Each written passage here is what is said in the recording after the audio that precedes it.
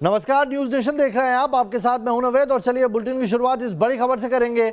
बड़ी खबर यही है कि क्या उत्तराखंड में वाटर बम का खतरा है। क्या चमोली आपदा के बाद भी खतरा टला नहीं है।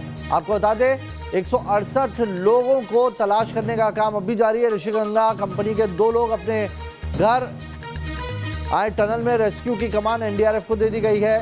सेना और आईटीबीपी के जवान लगातार डटे हुए हैं और न्यूज नेशन ये जो तस्वीर दिखा रहा है आपको, ये पहली बार है जब अंदर टनल की आप तस्वीरें देख रहे हैं। और दूसरी तस्वीर जो आप देख रहे हैं वो आईटीबीपी द्वारा जारी किया गया एरियल व्यू है, जिस पर न्यूज नेशन ने सबसे पहले आपको खबर दिखाई थी कि कैसे जो नदी का पानी है उसका बहाव कम होने की वजह से ऊपर झील बनने की आशंका जताई गई है।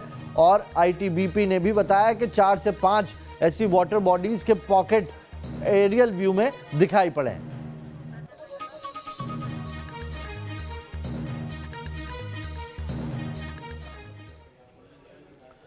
तो उत्तराखंड के चमोली में आपदा की तस्वीरें सबने देखी, लेकिन सवाल यह है कि क्या उत्तराखंड से अभी संकट खत्म नहीं हुआ है।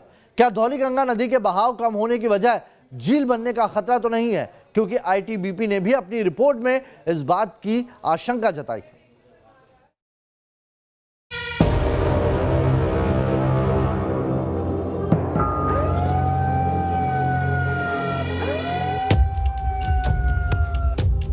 रेस्क्यू के बीच पानी की धारा फूटी और अफरा तफरी मच गई। मजदूर काम छोड़कर भागे। खतरे का सायरन पूरे इलाके में गूंजा। जो जहां था ठिठक गया। दोबारा वाटर बम फटा, ऐसा सोचकर सहम गया।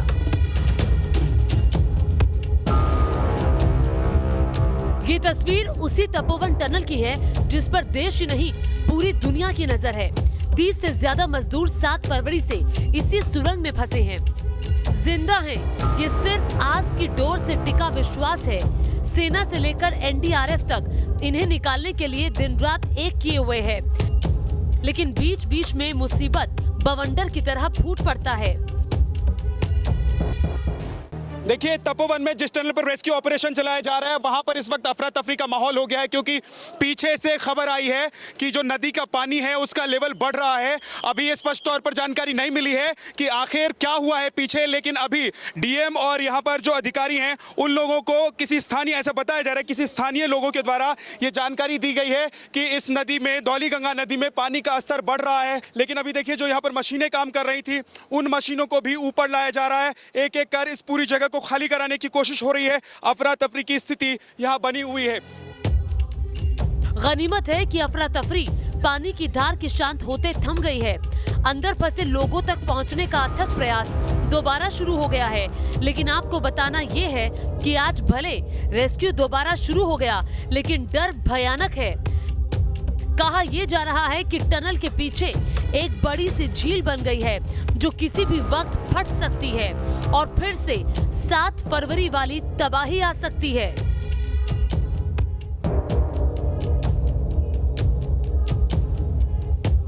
अरे टावर कैन भी गया, टावर कैन भी गया था। लेबर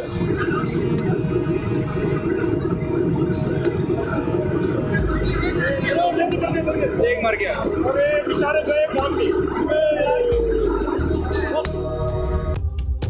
वाटर बम की बात सिर्फ लोग ही नहीं कर रहे। आईटीबीपी ने एक सर्वे किया है, उसमें भी ऐसी आशंका जताई जा रही है। हर कोई डरा हुआ है। रेस्क्यू करने वाले लोग भी डरे हुए हैं।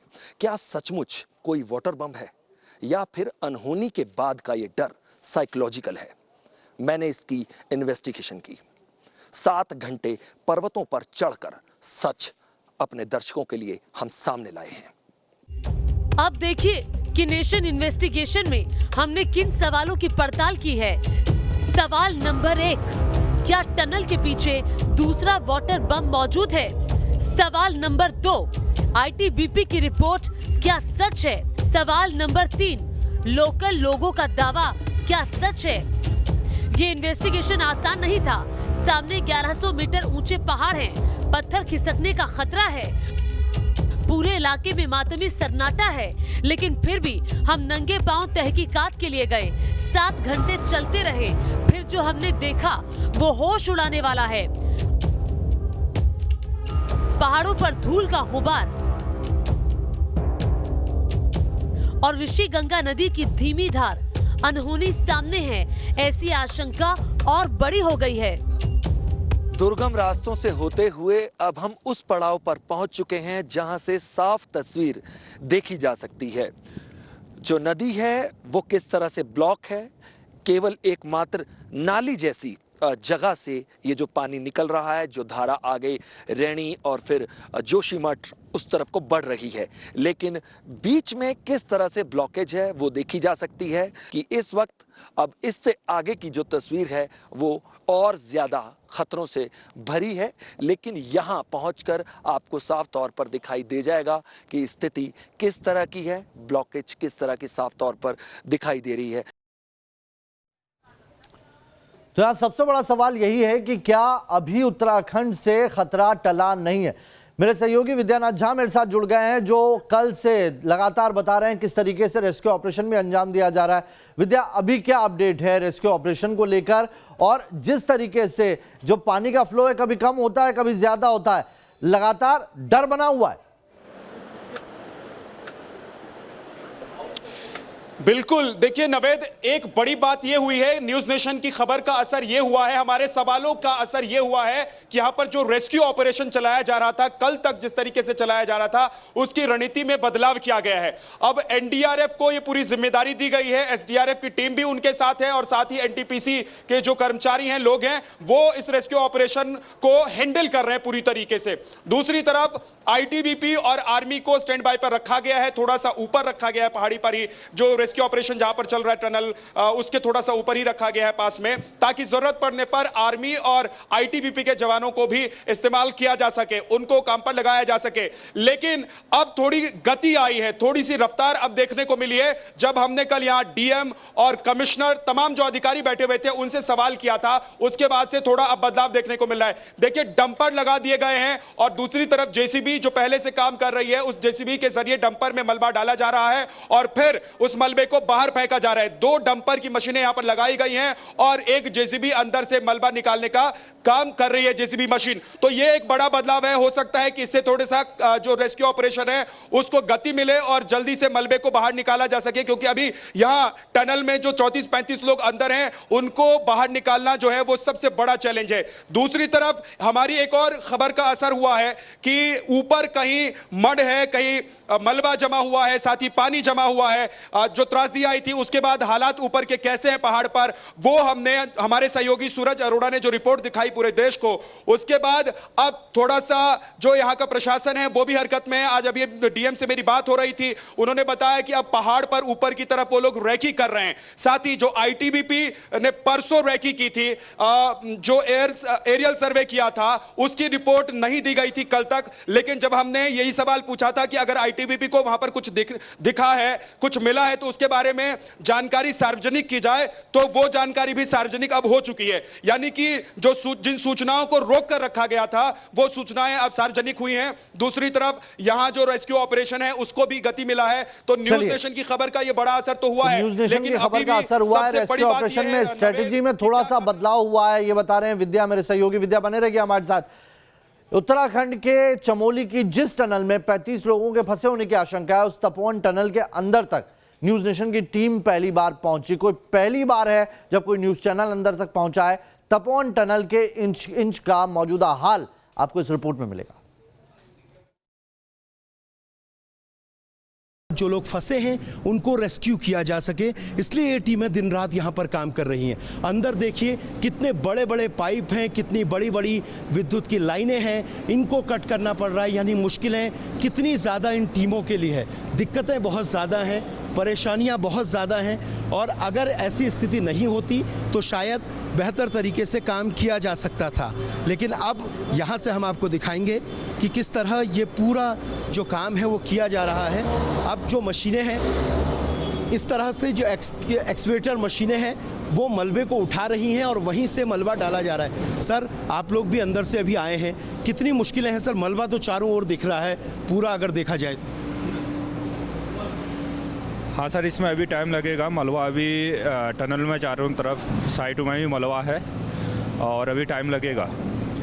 एनडीआरएफ की ये टीम देखिए लगातार बाहर भी आप रेस्क्यू कर रहे हैं, अंदर आके भी परिस्थितियों को देख रहे हैं। पूरी टनल, क्योंकि बाहर से समझना बहुत मुश्किल है, अंदर आके हम देख रहे हैं कि परिस्थितियां क्या हैं। अब आप सोचिए ऐसी परिस्थितियों में रेस्क्यू करना कितना मुश्किल है, इसलिए बार बार ये कहा जा रहा है, ये प्लान चेंज हो रहा है। अगर मैं थोड़ा सा आगे आपको और दिखा पाऊँ तो आप देखिए किस तरह से ये पूरी जो टीमें यहाँ पर काम कर रही हैं, उनके लिए चुनौतियाँ कितनी ज़्यादा हैं। हम जहाँ पर चल रहे हैं, अगर मेरे वीजे दिखा पाएँ तो आप देखिए किस तरह का मलबा है, किस तरह की दिक्कतें हैं, और उसके बाद भी हम आपको ये तस्वीरें दिखा रहे हैं ताकि आप चीज़ों को समझ पाएँ कि आखिर चुनौती कितनी बड़ी है। हम जहाँ पर हैं ये एक तरफ से फर्स्ट फ्लोर है, इसके ग्राउंड फ्लोर में पहुँचना है, उसी के लिए कल ड्रिल का काम किया जा रहा था जिसमें कामयाबी नहीं मिल पाई। अगर सामने मेरे वीजे दिखाएंगे तो मेरे वीजे सोनी कुमार इधर से आके आपको दिखाएंगे कि एक्सवेटर मशीन जो है वो लगातार काम कर रही है,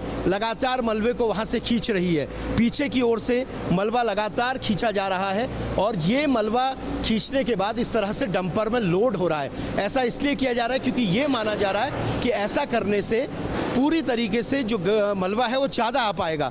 यहाँ से अगर आपको दिखाऊं तो आप देख पाएंगे कि मलबा कितना ज़्यादा है, मलबा कितना ज़्यादा है। यहाँ से पाँव रख के अगर आप दिखाएंगे सोनी तो आप लोग समझ पाएंगे कि इस टनल का क्या हिस्सा है। आप देखिए ये एक्सक्लूसिव तस्वीरें कि टनल अंदर बंद हो जाती है, इतना मलबा है। अब इस मलबे के बीच से कैसे रेस्क्यू करने वाले लोग आगे जा पाएंगे, इसीलिए हम कह रहे हैं ये दिक्कतें हैं। ये चारों ओर ये देखिए, ये जो पाइप आपको नज़र आ रहे हैं, ये लोहे के ये पाइप हैं, इस तरह की पानी की लाइन्स हैं, इन सबको कटिंग करनी पड़ रही है, उसके बाद ये टीम अंदर जा पा रही है। इसलिए बार बार कह रहे हैं कि ये रेस्क्यू करना मुश्किल है, इसलिए टीमें बार बार यहाँ पर आके देख रही हैं कि परिस्थितियाँ क्या हुई हैं, क्या टीमों को इस पर भेजा जा सकता है, क्या टीमें जाके रेस्क्यू कर सकती हैं, क्योंकि चुनौतियाँ बहुत ज़्यादा हैं, मुश्किलें बहुत ज़्यादा हैं, और इसीलिए हम कह रहे हैं कि ये रेस्क्यू करना दिक्कतों भरा होगा। अगर आप यहाँ देखेंगे तो इस तरफ देखिए, इस तरफ अगर आप देखेंगे तो इस तरफ